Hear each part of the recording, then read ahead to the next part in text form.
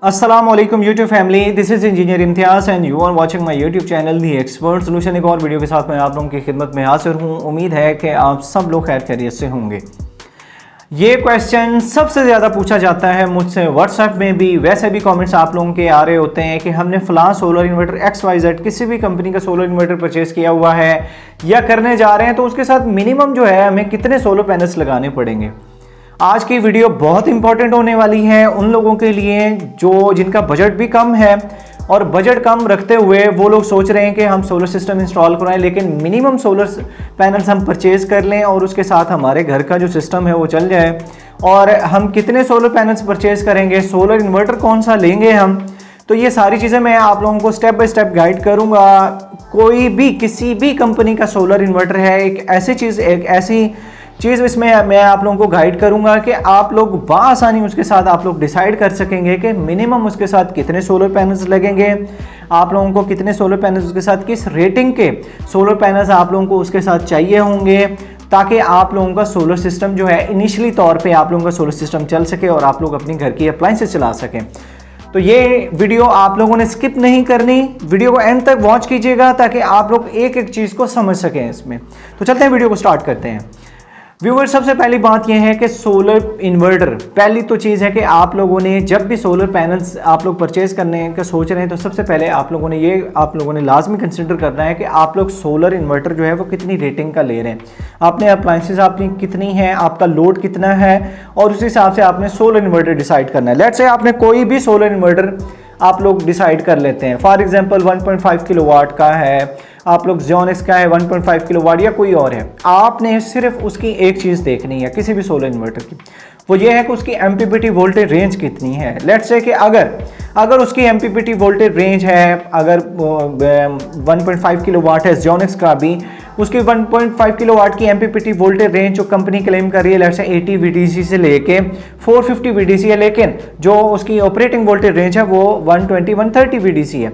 तो 120 वोल्ट जो डीसी है वो आप लोगों को मिनिमम चाहिए होंगे उसके लिए। अब हमें कैसे पता चलेगा, लेट्स से ये तो 1.5 किलोवाट की कैटेगरी में था, अब मैं चला जाता हूँ 3 किलोवाट की कैटेगरी में। 3 किलोवाट की कैटेगरी में XYZ किसी भी कंपनी का सोलर इन्वर्टर है, चाहे वो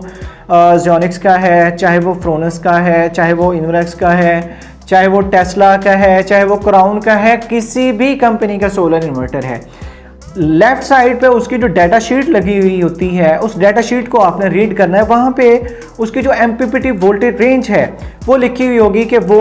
वैसे जो 3 किलोवाट के जितने भी आ रहे हैं उनकी तकरीबन को 120 VDC से स्टार्ट हो रही होती है। तो 120 VDC is the minimum least count है, मतलब कि लीस्ट काउंट जो इसमें आपको है वो 120 VDC है। अब 120 VDC का मतलब क्या है कि इससे हमें कैसे पता चलेगा कि ये 120 VDC उसके कब पूरे होंगे, तो तब जाके वो सोलर से जनरेशन स्टार्ट करेगा आपका सोलर इन्वर्टर जो है।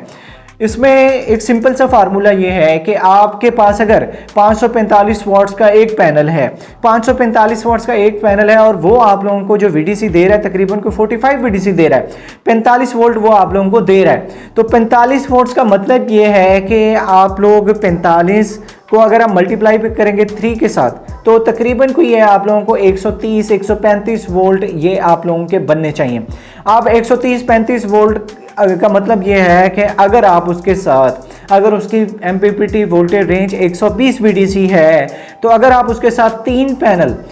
पैनल जो है सोलर पैनल्स जो है 545 वाट्स के लगाते हैं तो वो सोलर से जनरेशन स्टार्ट कर देगा। मीन्स टू से कि उसके साथ आप लोगों को 3 पैनल्स चाहिए होंगे। अगर आप 4 किलोवाट में जाते हैं, 5 किलोवाट में जाते हैं, तो 4 किलोवाट में भी जो एमपीपीटी वोल्टेज रेंज है तकरीबन कोई जितने भी सोलर इन्वर्टर जिसमें ज़ियोनिक्स है, फ्रोनस है, इन्वर्क्स है और भी बहुत सारे हैं, लेकिन 4 किलोवाट में ज़ियोनिक्स में आ रहा है, इसके अलावा फ्रोनस में आ रहा है, तो इस तरह के जो सोलर इन्वर्टर है उनकी भी जो ऑपरेटिंग वोल्टेज रेंज है वो 120 वोल्ट VDC जो इनिशियल है वो है, तो उसमें भी आप लोगों को 3 पैनल्स चाहिए होंगे। अब बात आ जाती है कि आया कि उन 3 पैनल्स को भी हम किस तरह उसके कनेक्शंस करेंगे, आया कि उसके कनेक्शंस हम सीरीज़ में करेंगे या पैरेलल में करेंगे। एक चीज़ को समझ लें आप, अगर आप सीरीज़ में कर रहे हैं तो सीरीज़ में आपके वोल्टेज ऐड होते हैं, एम्पेयर रेटिंग जो है वो रिमेन सेम रहती है। इसी तरह अगर आप पैरेलल में जाते हैं तो पैरेलल में आप लोगों के एम्पेयर जो हैं वो ऐड होते हैं, लेकिन वोल्टेज जो है वो रिमेन सेम रहते हैं। तो चूंकि हमें इनिशियल जो वोल्टेज रेंज है वो हमें पूरी करनी है, वो हमें फुलफिल करनी है, तो उसके लिए हमें जो है वो उसको हमने सीरीज़ में करेंगे, क्योंकि सीरीज़ में वोल्टेज ऐड होते हैं। तो सीरीज़ में अगर हम उसके कनेक्शंस करेंगे तो तब जाके जो है हम उसकी जो इनिशियल जो उसकी रेंज है उसको हम फुलफिल कर लेंगे। तो इस तरह जो है आप लोगों ने डिसाइड करना है। ये एक बहुत सिंपल सा एक क्वेश्चन है, लेकिन कॉम्प्लिकेटेड उस वक्त होता है जब आप लोग इस चीज़ को अंडरस्टैंड नहीं करते और बाद में जो है आप लोगों को परेशानी का सामना करना पड़ता है कि हम अगर जिस सोलर इन्वर्टर की एमपीपीटी वोल्टेज रेंज आप लोगों को कम देखने को मिलती है, लेट्स से कि 15 VDC इनिशियल है 80 VDC तक या 13 VDC तक, तब आप उसको पैरेलल में कनेक्शंस करेंगे ताकि जो है एम्पेयर रेटिंग में आप उसको देंगे तो फिर जाके आपकी एफिशिएंसी आप लोगों को अच्छी देखने को मिलेगी। तो ये एक बहुत इंपॉर्टेंट वीडियो थी उन लोगों के लिए जो